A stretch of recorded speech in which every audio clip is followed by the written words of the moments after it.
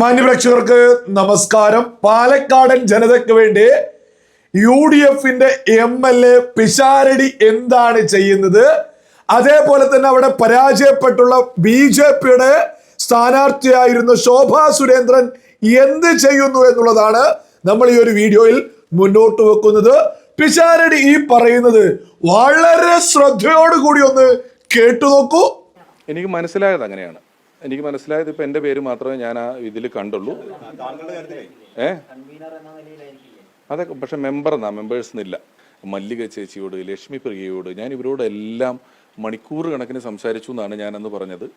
അങ്ങനെ മണിക്കൂർ കണക്കിന് സംസാരിച്ചതിൽ ഒരു ഓഡിയോ ആണ് ഇന്ന് ലീക്ക് എന്നാണ് നിങ്ങളൊക്കെ വാക്ക് ഉപയോഗിക്കുന്നത്. ലീക്കല്ല, റിലീസാണ്.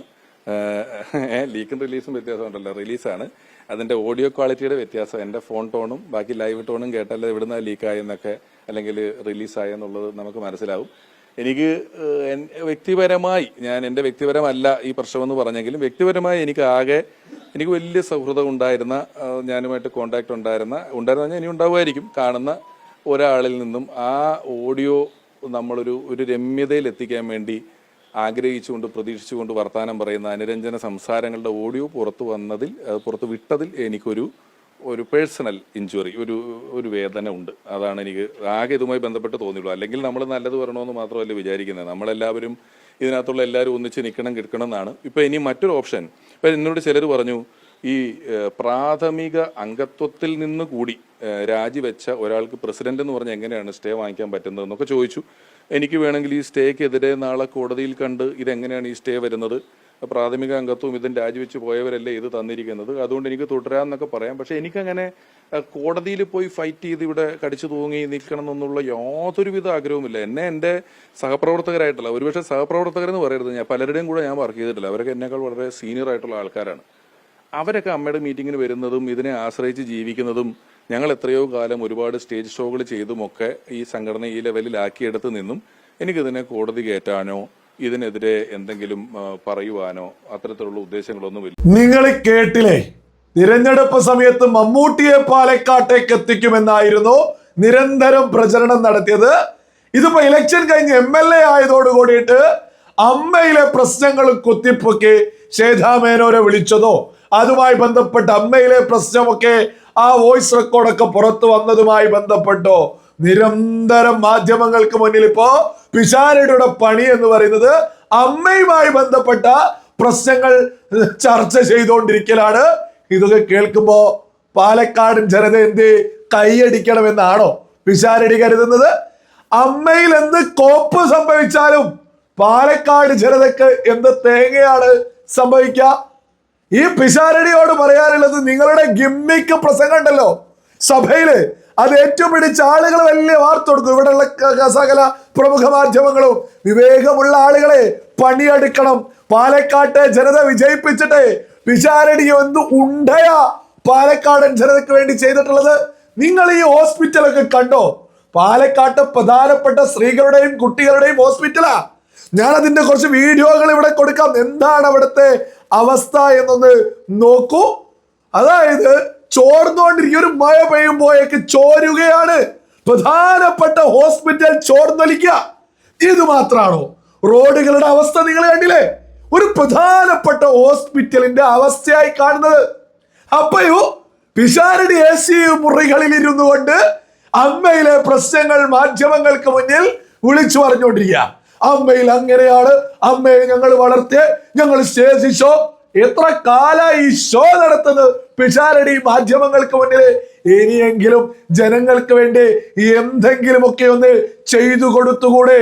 ആ ജനത വിജയിപ്പിച്ചതല്ലേ, ലേശമൊക്കെ ഒരു മാന്യതയും ഉളുപ്പൊക്കെ പിഷാരടിക്ക് കാണിച്ചുകൂടെ? എന്താണ് പിഷാരടി ചെയ്തുകൊണ്ടിരിക്കുന്നത്? അതേ സമയത്ത് അവിടെ പരാജയപ്പെട്ട BJPയുടെ സ്ഥാനാർത്ഥിയുണ്ട്. അവരെന്താണ് ചെയ്യുന്നത് എന്നതിന്റെ കുറഞ്ഞ ഉദാഹരണങ്ങൾ ഞാനൊന്നെടുത്ത് മുന്നോട്ട് വെക്കാം. എന്തിനായിരുന്നു പിഷാരടിയെ വിജയിപ്പിച്ചത് എന്ന് പാലക്കാട്ടെ ജനത ചിന്തിച്ചില്ലെങ്കിൽ അത്ഭുതമുള്ളൂ. ശോഭാ സുരേന്ദ്രൻ ഈ കഴിഞ്ഞ ദിവസങ്ങളിൽ ചെയ്തു കൊടുത്തിട്ടുള്ള ഓരോ കാര്യങ്ങളും ഞാനൊന്ന് വായിച്ചു കേൾപ്പിക്കാം. ആദ്യത്തേതാണ്, ഒറ്റക്ക് താമസിക്കുന്ന ഈ അമ്മയുടെ വീടിന്റെ അവസ്ഥ വളരെ മോശമായിരുന്നു. അത് കണ്ടപ്പോൾ കഴിയുന്ന സഹായം ചെയ്യാൻ തീരുമാനിച്ചു. വീടിന്റെ കേടുപാടുകൾ എല്ലാം വൃത്തിയാക്കി ചെത്തി തേച്ച് നവീകരിക്കുകയും ആവശ്യമായ അറ്റകുറ്റപ്പണികൾ ചെയ്തു കൊടുക്കാൻ കഴിഞ്ഞു. ഒരമ്മക്ക് സഹായം ചെയ്തതിനെ കുറിച്ച് സഹായം ചെയ്തിട്ട് ഫേസ്ബുക്കിൽ പോസ്റ്റ് ചെയ്തിട്ടുള്ളതാണ്. ശോഭാ സുരേന്ദ്രൻ പാലക്കാടൻ ജനതയ്ക്ക് വേണ്ടി പണിയെടുത്തോണ്ടിരിക്കുകയാണ്. പാലക്കാടൻ ജനതയ്ക്ക് വേണ്ടി സേവനം ചെയ്തുകൊണ്ടിരിക്കുകയാണ്. ഒരു സർക്കാരിന്റെയും സഹായമില്ലാതെ തൻ്റെതായ രീതിയിൽ സഹായം ചെയ്തുകൊണ്ടിരിക്കുകയാണ്. അടുത്തൊന്ന് വായിച്ചു കേൾപ്പിക്കാം. തിരഞ്ഞെടുപ്പ് സമയത്ത് പാലക്കാട്ടെ ശിവേട്ടന്റെ വീടിന്റെ ശോചനീയാവസ്ഥ കണ്ടിരുന്നു. പ്രായപൂർത്തിയായ ഒരു മകളുള്ള ഈ കുടുംബത്തിന് അടിസ്ഥാന സൗകര്യങ്ങൾ പോലും പരിമിതമായിരുന്നു. പ്രത്യേകിച്ച് വീട്ടിൽ ഒരു അടച്ചുറപ്പുള്ള ബാത്റൂം ഉണ്ടായിരുന്നില്ല. അന്ന് ബാത്റൂം നിർമ്മാണത്തിനും വീടിന്റെ ആവശ്യമായ അറ്റകുറ്റപ്പണികൾക്കുമായി സഹായം നൽകാമെന്ന് വാക്ക് നൽകിയിരുന്നു. അതിന്റെ ഭാഗമായി 2 ആഴ്ച മുമ്പ് ഇവിടെ എത്തി പ്രവൃത്തി ആരംഭിക്കുന്നതിനുള്ള ആദ്യഘട്ട തുക കൈമാറിയിരുന്നു. 2 ദിവസം മുമ്പ് വീണ്ടും എത്തി നിർമ്മാണ പ്രവർത്തനങ്ങൾ പൂർത്തിയാക്കുന്നതിന് ആവശ്യമായ ബാക്കി തുകയും കൈമാറി. ശിവേട്ടനും കുടുംബത്തിനും ഇനി കൂടുതൽ സുരക്ഷിതവും സൗകര്യപ്രദവുമായ ജീവിത സാഹചര്യങ്ങൾ ഒരുക്കാൻ ഈ ചെറിയ സഹായം ഉപകരിക്കുമെന്നാണ് പ്രതീക്ഷ. ഓരോ ആളുകളും ഒന്ന് ചിന്തിച്ചു നോക്കൂ. ശോഭാ സുരേന്ദ്രൻ അവിടെ MLA അല്ല, ജനപ്രതിനിധി അല്ല, സർക്കാരിന്റെ പൊതുപണം എടുത്തിട്ടല്ല ഈ സഹായിക്കുന്നത്. തന്റെ സ്വന്തം ക്യാഷ് തൻ്റെതായ രീതിയിലാണ് അവിടെ സഹായങ്ങൾ ചെയ്യുന്നത്. ഇത് മാത്രമാണോ? മറ്റൊന്നു കൂടി വായിച്ചു കേൾപ്പിക്കാം. പാലക്കാട്ട് വെച്ച് കുറച്ചു നാൾ മുമ്പ് ഒരു വീട് വേണമെന്ന് എന്നോട് പറഞ്ഞ ആ 3 പെൺകുട്ടികളുടെ കാര്യം ഞാൻ ഇവിടെ പങ്കുവെച്ചിരുന്നു. അവർക്കായി ഒരു സുരക്ഷിതമായ വീട് നിർമ്മിച്ചു നൽകാമെന്ന് ഞാൻ അന്ന് ഉറപ്പ് നൽകിയിരുന്നു. അവരുടെ സ്വപ്ന ഭവനത്തിന്റെ കല്ലിടൽ കർമ്മം പൂർത്തിയായി. നിർമ്മാണ പ്രവർത്തനങ്ങൾ ആരംഭിച്ചിരിക്കുകയാണ്. ഒരു വീടിന്റെ അടിത്തറ മാത്രമല്ല, അവരുടെ സുരക്ഷിതമായ ഭാവിയുടെ അടിത്തറ കൂടിയാണ് ഇത്. വളരെ വേഗം അവർക്ക് സ്വന്തം എന്ന് അഭിമാനത്തോടെ വിളിക്കാവുന്ന ഒരു സുരക്ഷിത ഭവനം ഒരുക്കി നൽകാൻ കഴിയുമെന്ന് പ്രതീക്ഷിക്കുന്നു. നിങ്ങളുടെ സ്വന്തം ശോഭാ സുരേന്ദ്രൻ. ഇതൊക്കെ ശോഭാ സുരേന്ദ്രന്റെ ഫേസ്ബുക്കിലുള്ളതാണ്.